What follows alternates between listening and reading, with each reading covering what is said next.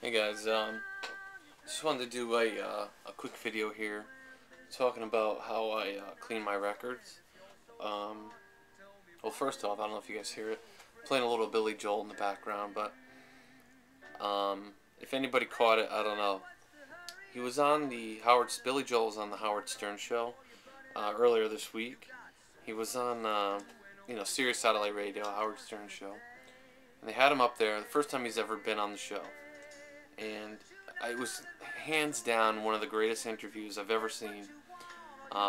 They set up a baby grand piano in the studio for him, and he couldn't have been more gracious and cool. He was just such a cool guy, really nice guy, it seemed like, and it was like having Billy Joel in your living room, asking him all kinds of questions. If you're familiar with Howard Stern, he asks questions that a lot of interviewers won't, but yeah, it was just really cool. And any request they threw out, he played a little bit of it. And what a songwriter! I mean, the guy's got so many songs. Not even the hits. Just I know a lot of his hits are just played out, but even the songs you don't not as familiar with. Just what a artist. I mean, and he's into classical piano now, and he played a lot of stuff like that too. But he also played a ton of songs, and it was just really cool. And it gave me a new appreciation for the guy, really. But anyway. So I want to talk about how I clean my records, and also show a few records I picked up today, and one thing came in the mail. But for those of you who don't have a record cleaning machine, I know that's kind of an expensive prospect there, and don't really know what to do, or I'm sure everybody has different methods of cleaning records. I buy a kit. Well, first off, I use these little I don't know if it's just little fiber brushes. You put the record on the turntable and turn it on, and you collect all the dust and you just kind of swipe it off, or blow it off the record. But this one's it's the only one I have, but it's starting to get a little beat. It's not really losing these bristles yet. Once that happens, you should replace it because you'll just keep losing them. But that's what happens with these after a while. But this is an essential for anyone who listens to records. I mean, you got to get that dust off, or it'll just ruin your record. As long as you keep the record clean, it'll stay beautiful. It'll sound great. Anytime you get dust on a record and you play it, that's where you get all the pops from, obviously. But so I use this. But when you bring home a record that's just filthy, you pick up, some awesome find from a tag sale. It's in good shape, but the record's just filthy, and the brush won't do it. You gotta clean it somehow. Some people, they still sell these. They're not the same. These old disc washers. You get this is like just felt, I guess. They used to be velvet. And you get the little bottle of liquid in it. I don't really like these. I've heard some bad things about them, but I did use it for a while. I mean, it's better than nothing, I guess. Just be careful. What I use, I find it's a little better, and it's done just a hell of a job, I gotta say, and it costs way less than one of these kits. At least the last I checked.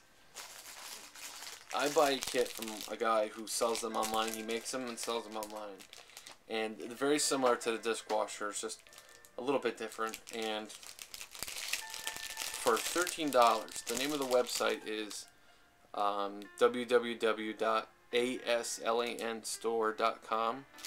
I don't know if you could see that there, but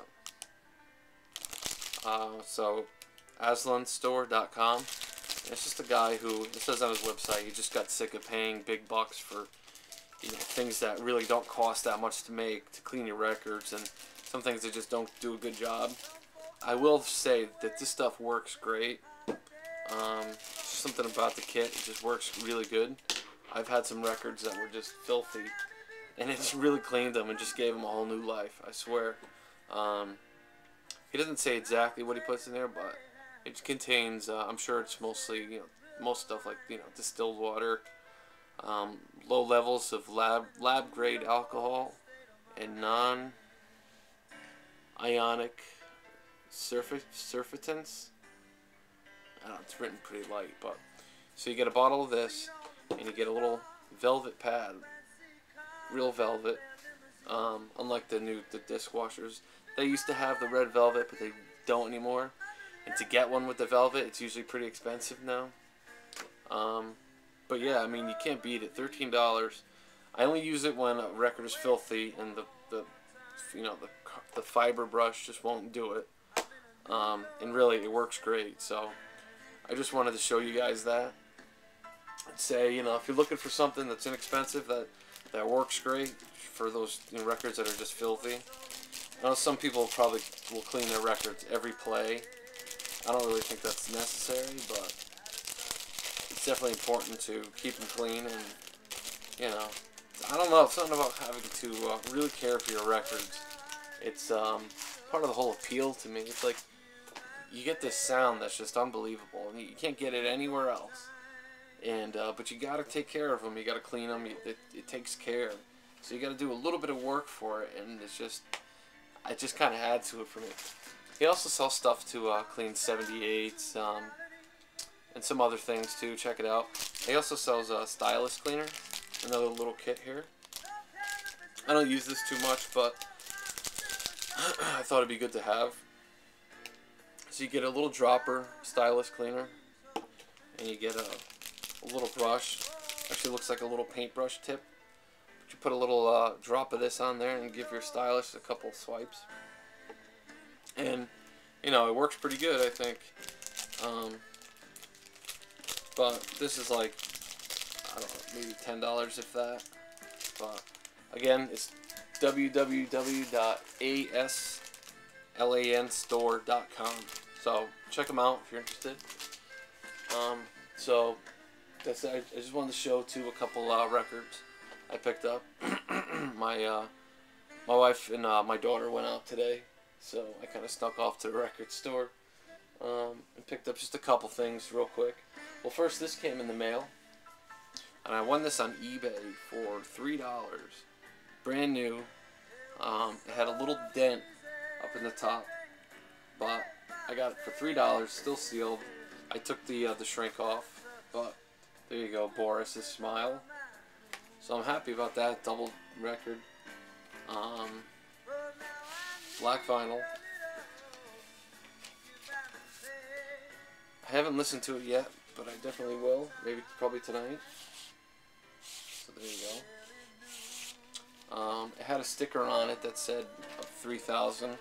I don't know if that's the first pressing or second pressing or if the only pressing, to be honest with you. But Dan, I thought you'd be happy to see that. I still haven't gotten my hands on a copy of Pink, but still keep my eyes open for that. So there you go, Boris's Smile.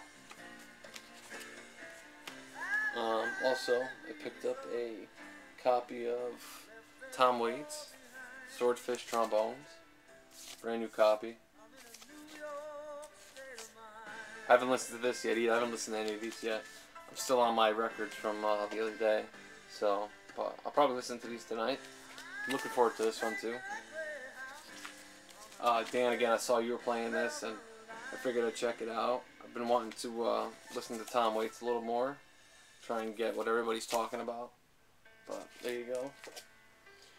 Also, I picked up a copy of, I finally got this, U2's War. I always wanted a copy of this. I'm not the hugest U2 fan. I'm definitely familiar with, all their work, but I prefer their early stuff. Their first albums, October, Joshua Tree, Boy, right? But here you go, a nice copy of U2's War. I mean, Seconds, that's one of my favorite songs by them. Sunday Bloody Sunday, New Year's Day, Like the Song, Drowning Man, Refugee, Two Hearts Beat as One, Red Light, Surrender, 40. I mean, can't beat it. It's a great record. I'm glad I finally got a copy of it. It's in good condition too. But there you go. So that's it for now, guys. Next up, I want to do my Neil Young video, collection video. I think it's number 6 already, but just to start finishing that up.